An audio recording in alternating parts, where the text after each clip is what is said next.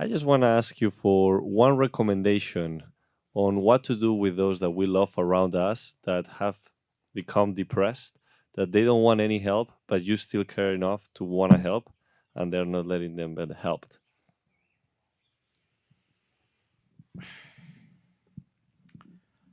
See, mental health is, as a problem, is going into a proportion that we have not imagined before.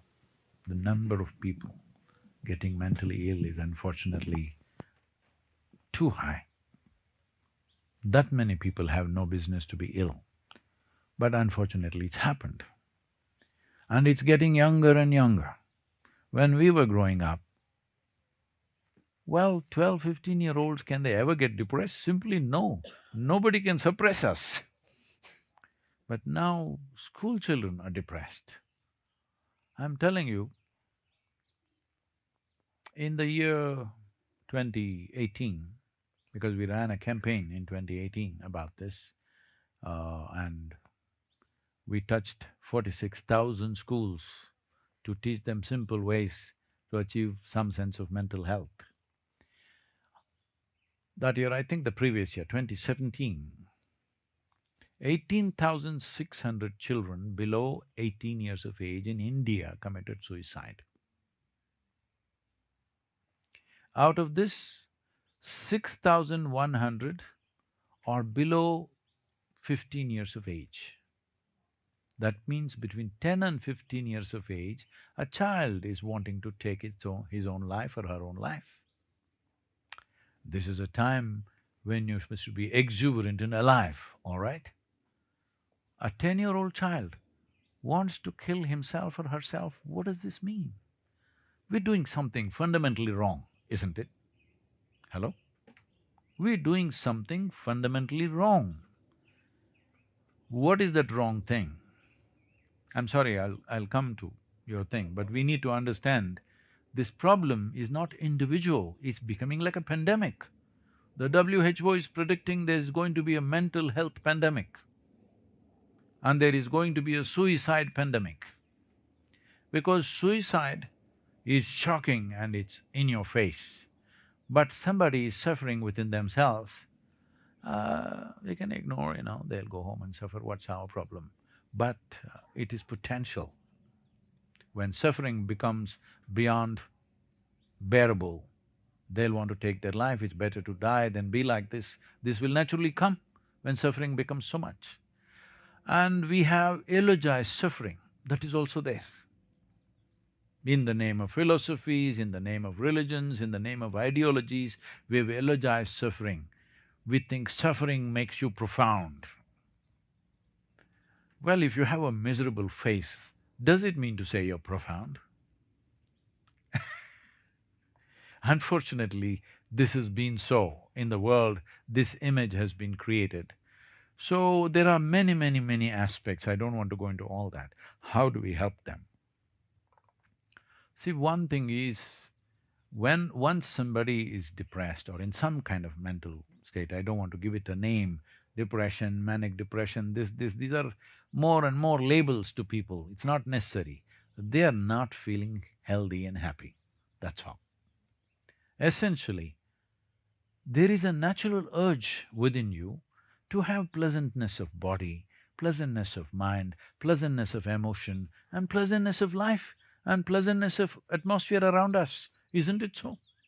Is there a natural longing in every life? If your body becomes pleasant, we call this health. If it becomes very pleasant, we call it pleasure. If your mind becomes pleasant, we call this peace. If it becomes very pleasant, we call it joy. If your emotions become pleasant, we call this love. If it becomes very pleasant, we call this compassion. If your very life energies become pleasant, we call this bliss. If it becomes very pleasant, we call it ecstasy.